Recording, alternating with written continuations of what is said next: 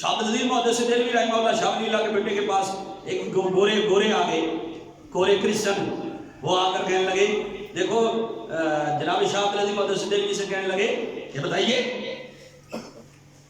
جناب، اس انداز میں سوال کیا۔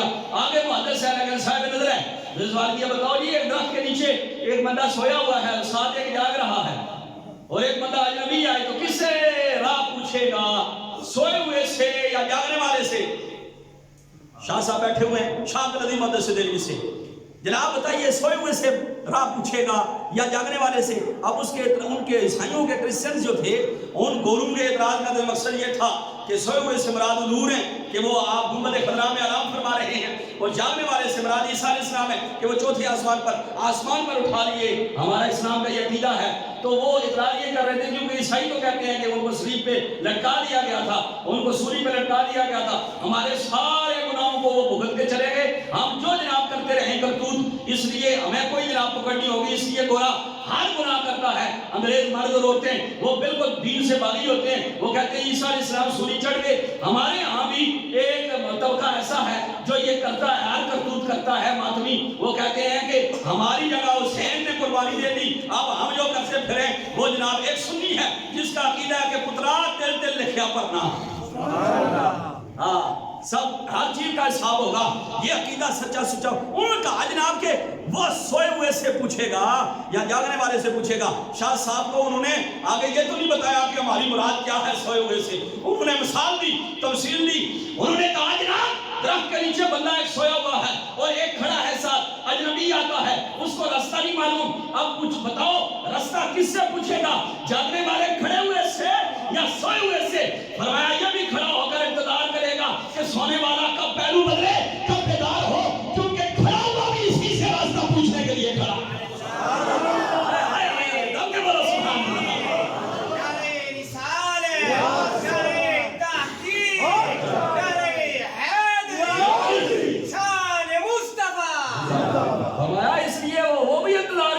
کب پہلو بدلا جائے اور کب بیدار ہوں، کب راستہ بتائیں، کیونکہ ساتھ جو کھڑا ہے یہ بھی ابھی تک منتظر ہے، یہ بھی اسی انتظار میں ہے۔ اور یہ میں نہیں کہتا، یہ شاہ صاحب نے نہیں فرمایا، بلکہ صاحب قصیدہ بردہ شریف فرماتے ہیں وَكُلُّهُمْ سبحان اللہ۔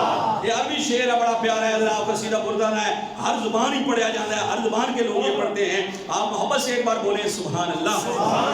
صاحب قصیدہ بردہ شریف فرماتے ہیں وَكُلُّهُمْ من رسول اللہ ملتمسون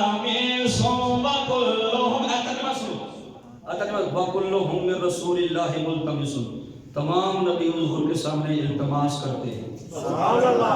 کس کی؟ غرفم من البحر، حضور کے کرم کے دریا میں سے ایک قطرے کا، اور رشفم من الدیم، دیم کہتے ہیں دریا کو، بحر کہتے ہیں سمندر کو، ایک قطرے کے کروڑ میں چیٹے کا سوال کرتے ہیں تمام نبی۔ سبحان اللہ۔ جب نبی ان کی بارگاہ میں سوال کریں تو امتی کیوں نہ سوال کرے؟ آپ فرماتے ہیں وَكُلُّهُمْ، اور میرے نال ہو سکے تھے اگلا شعر پڑھیں کیونکہ یہ ذرا مشکل ہے، لیکن میں تو سنوں جناب صاحب قصیدہ شعر سامنے آیا، نبیاں نے بڑی شانہ نے لیکن حضور کی بارگاہ بھی یہ کرتے ہیں۔ آپ فرماتے ہیں وَكُلُّهُمْ من رسول اللہ ملتمسون غرفم من البحر ورشفم من الدیم مولایا سلم دائما ابدا حبیبی کا خیر میرے بڑے ہی عزت والے تے بڑی محبت والے سامعین ہو، لیکن میں کی کراں تانوں دساں کہ یہ وہ قصیدہ ہے جس سے سرکار اپنی چادر سن کے عطا فرمائی۔ سرکار دی بارگاہ منظور قصیدہ ہے نا، محبوب قصیدہ ہے، تے کوئی نہیں ہوتا یہ نہیں بندہ سنے گا میری تنگی لگے یار میں پڑھیا لکھیا یا میرے اسٹینڈرڈ نہیں ہے، میں سیاسی بندہ یا جناب صدر رکھ رکھا والا، کوئی مسئلہ نہیں۔ جب سرکار دی بارگاہ کے نعت مقبول ہے تو سارے مل کے پڑھو حضور خوش ہوں گے۔ مولایا صاحب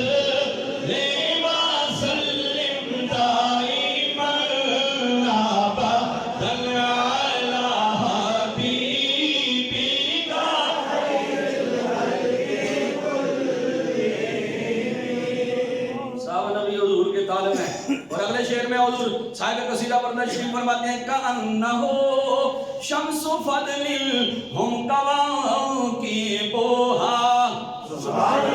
فرماتے ہیں دوسری مثال اگر دو باقی نبی کیسے ہیں اور حضور کیسے ہیں فرمایا ان سمجھ لو میرے سرکار آفتاب نبوت ہیں اور ہر نبی سرکار کی کرنیں بن کر آیا ہے وَكُلُّهُمْ وَكَأَنَّهُ شَمْسُ فَضْلٍ هُمْ كَوَاكِبُهَا يُظْهِرْنَ أَنْوَارَهَا لِلنَّاسِ فِي ظُلَامِ مَوْلَايَ صَلِّ وَسَلِّمْ دَائِمًا أَبَدًا عَلَى حبيبك خير الخلق كلهم اور پھر جب محبت جوش میں آتی ہے تو صاحب قصیدہ و تشریف نے یہ فرمایا جن کو آتا ہے میرے ساتھ مل کے پڑھیں محمد سید الکونین وثاقلین محمد سید الکونین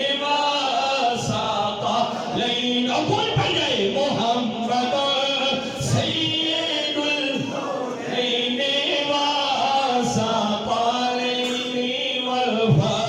والفریقین من عرب ومن عجم مولاي جی نہیں ماشاءاللہ